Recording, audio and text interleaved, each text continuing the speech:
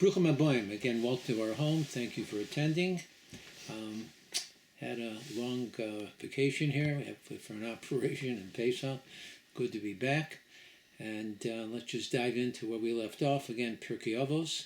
So this week on My Thoughts, we'll continue with our in-depth examination in Pirkei Avot, the ethics of the Father, with the fifth Mishnah in the second chapter with the teachings of Hillel HaZaken, who was Hillel the Elder.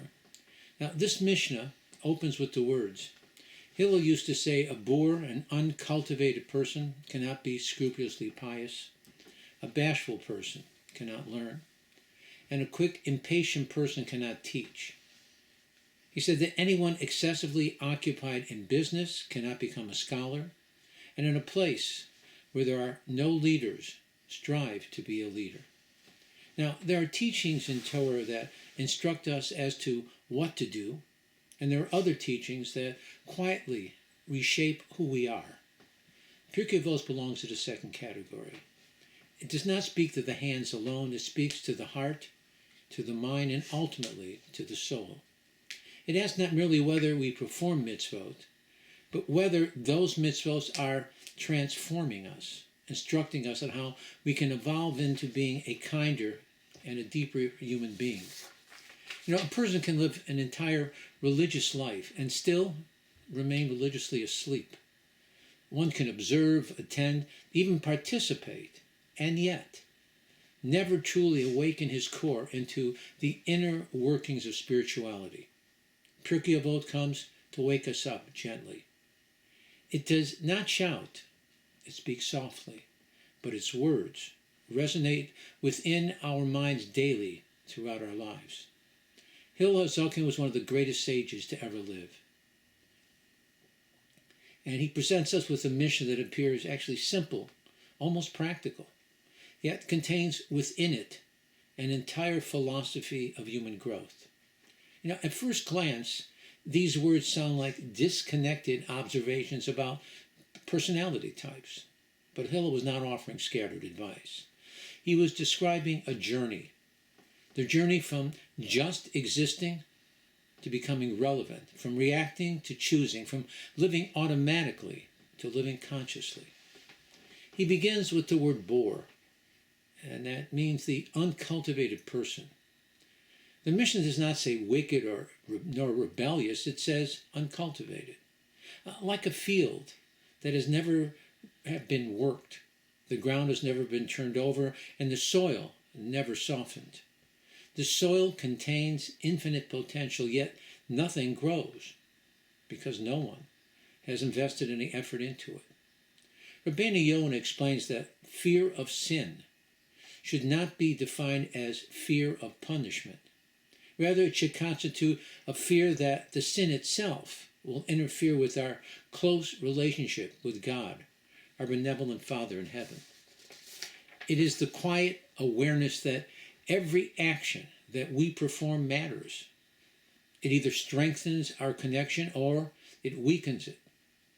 Life does not remain static, but such awareness requires sensitivity, and sensitivity requires refinement. The Maharal of Prague teaches us that spiritual awareness resembles a musical hearing.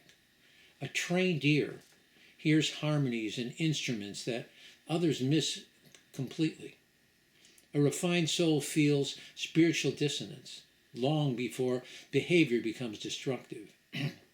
Now, without refinement, a person experiences only extremes and never notices subtle distance from holiness. And this is why Hillel begins here, before knowledge, before devotion, and before leadership. He advises, cultivate the soil of your inner world. The Zohar teaches us that divine presence rests only where preparation exists. God's light is constant, but vessels must be created in order to receive it. Character refinement builds those vessels. Every act of patience, every moment of self-control, every effort toward kindness polishes the soul slightly, making it more capable of attaining and retaining spiritual awareness. Hillel then moves forward and teaches us that an ignorant person cannot become a chassid. This statement challenges modern assumptions. We often believe sincerity alone is enough. If the heart feels deeply, then surely that is sufficient. But Judaism teaches us that love without active participation can fool a person into thinking that they are righteous. Judaism is a religion of action. You can think about matzah on Pesach, Passover, for 8 days. But if you haven't actually eaten the required amount, you haven't fulfilled the mitzvah. The Rambam, Maimonides, explains that the love of God grows through understanding his wisdom. Knowledge does not cool emotion, it deepens it.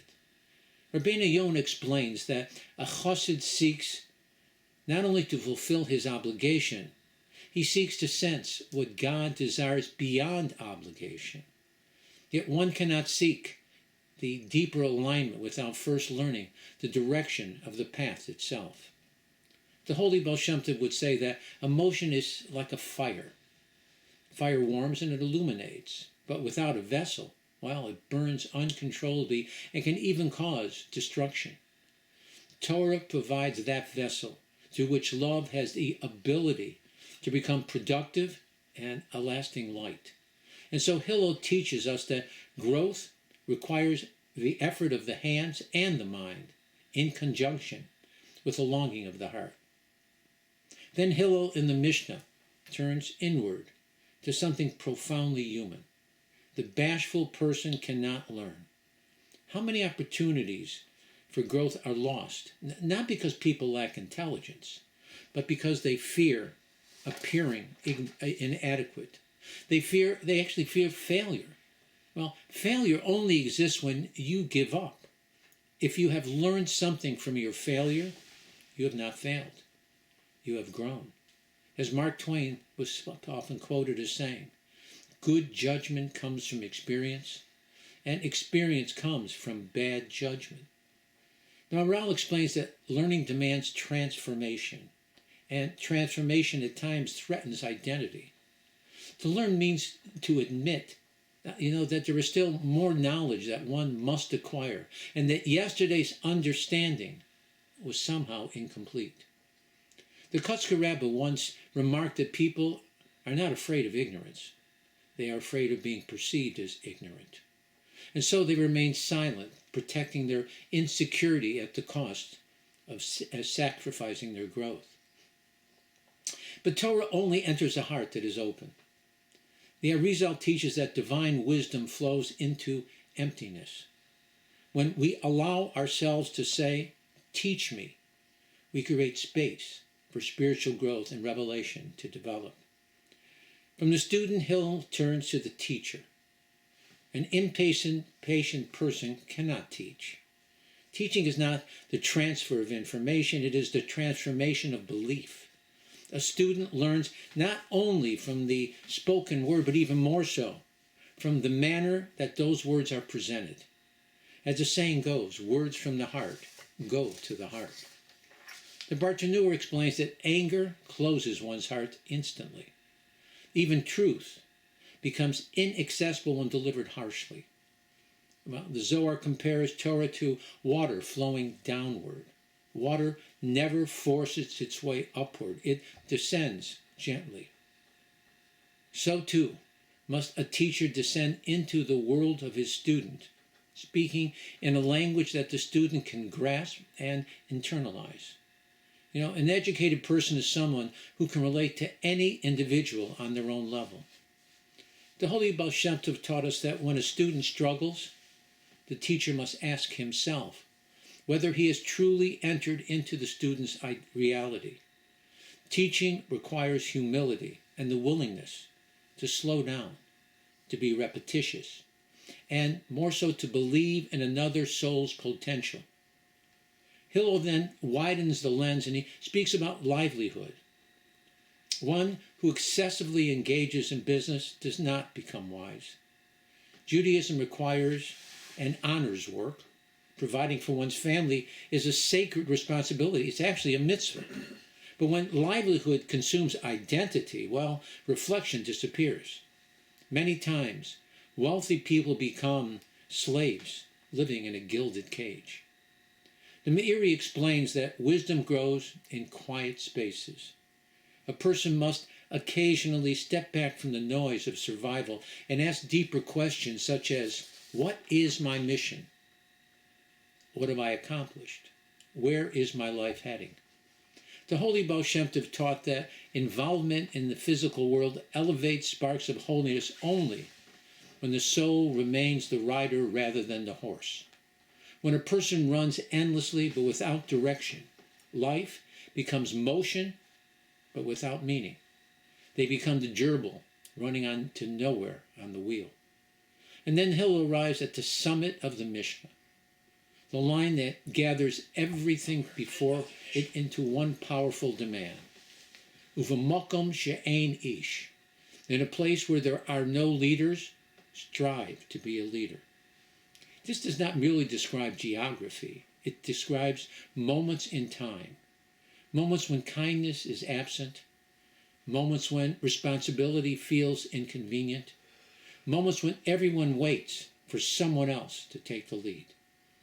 Rashi explains that one must not follow improper behavior simply because it has become the norm. The Maharal explains that an Ish is someone guided by inner truth rather than by public approval. He leads with confidence. He does not follow blindly.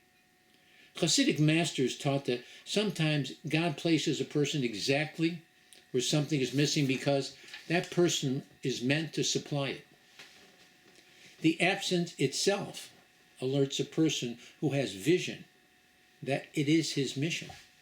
Such was the scenario with Moshe Rabbeinu, Moses, our teacher, when he was told by God Almighty at the burning bush that it was his mission alone to lead the children of Israel out of Egypt.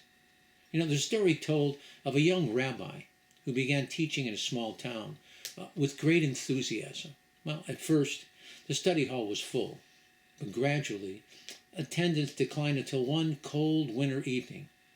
Only a single elderly Jew arrived. Well, embarrassed, the rabbi suggested canceling the lesson. The old man looked puzzled and said, "Is Torah only for crowds?" Well, the rabbi taught, but without passion. After the class, the old man approached him and said gently, "You should know, I do not always understand everything you say, but when you teach with fire, I feel that Torah is alive. Tonight it felt dead. I felt as if you did not believe that your own words mattered." Well, those words transformed the rabbi. He realized that being an ish means acting with integrity, even when recognition disappears. Years later, he would say that his true success began that night when he learned to teach for one soul as sincerely as teaching many. And perhaps this is Hillel's deepest message. Spiritual greatness is rarely dramatic. It is built in unnoticed moments when patience replaces irritation, when courage replaces hesitation, and when responsibility replaces excuses. Every day presents a place where there are no people, a moment lacking kindness, a conversation lacking compassion, a situation lacking moral clarity. In those moments, heaven asks quietly, who will now take charge? Hillel answers across generations. Strive to be that person, not perfect, not flawless, yet simply willing. Willing to refine oneself slowly, willing to learn continuously, willing to teach gently, willing to act properly even when there is no one there to applaud. Because when one person chooses responsibility, something special happens. The world changes slightly. The divine presence which seemed hidden before somehow becomes revealed again through human action. And so Pirkei Avot leaves us not only with pressure, but with possibility. Holiness is not reserved for saints. It begins when ordinary people decide to live extraordinary lives intentionally. Each of us encounters moments waiting for an ish. The question is never whether such moments exist. The question is always whether we recognize them and whether we are ready and willing to answer the call. Because when a person becomes an ish, even briefly, even quietly, the world itself becomes more human and therefore more holy. Hillel does not demand greatness from us. He asks for presence. He asks that we not hide behind habit, not disappear into the crowd, and not excuse ourselves by saying, it's not my job. Someone else will do it. Because history has never changed its course through crowds. The change was motivated through individuals, those who decided quietly and without fanfare that now was the time for them to step forward and take charge. Avram Avinu, Abraham our father, stood alone in a world that disagreed with him. Moshe Rabbeinu doubted himself, yet he still answered the call. Every act of redemption began when one human being chose responsibility over comfort.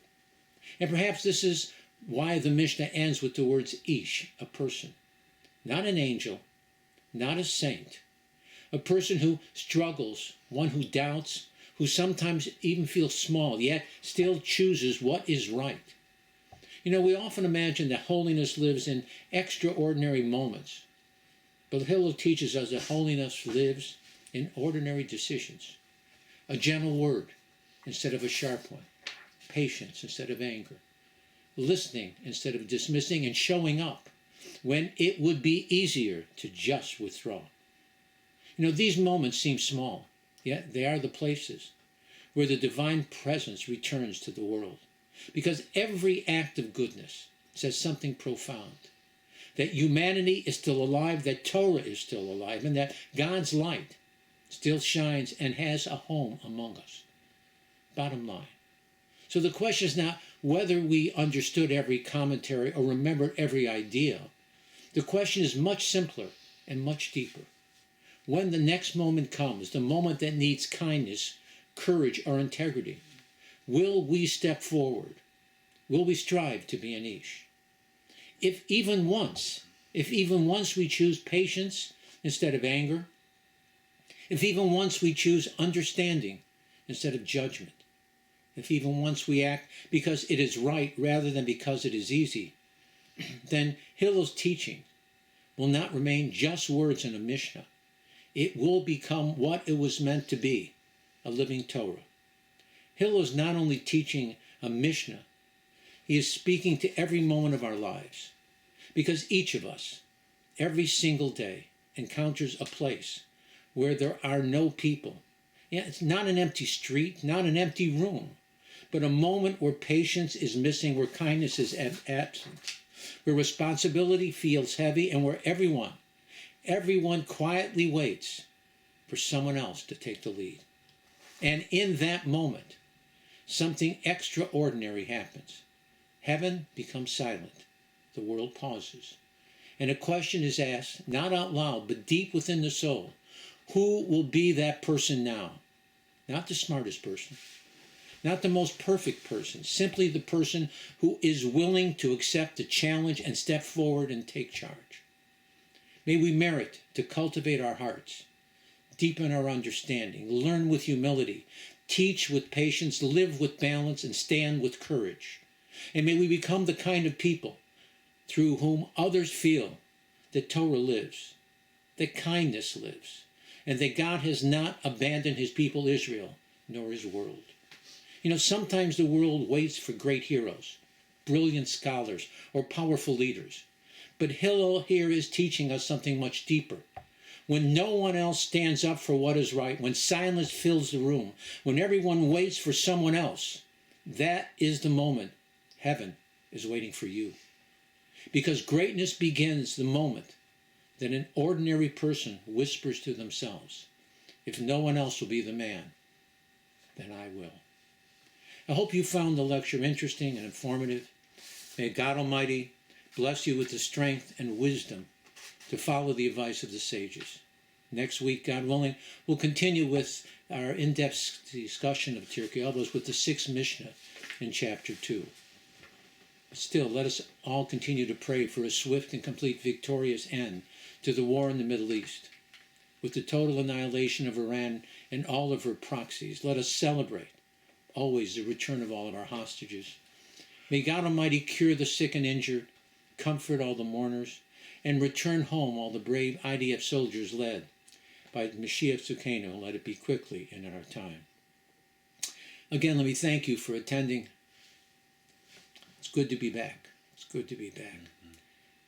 I've learned a lot having a triple bypass and a artery to my heart put in. It's amazing. Tough love. But we don't gain anything. We don't grow unless we do that. And again, Shevach Odod, praise and thanks to God Almighty, even for something like this. And we need to know that there's a glorious Father in heaven that loves us all.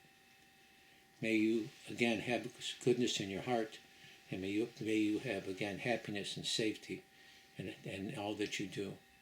If you haven't as yet, please push the subscribe button, the like button, and again, by all means, try to share with your friends. These are messages that every person needs to know, whether they're religious or not. You need to open their hearts. God bless you and be well. Shabbat Shalom.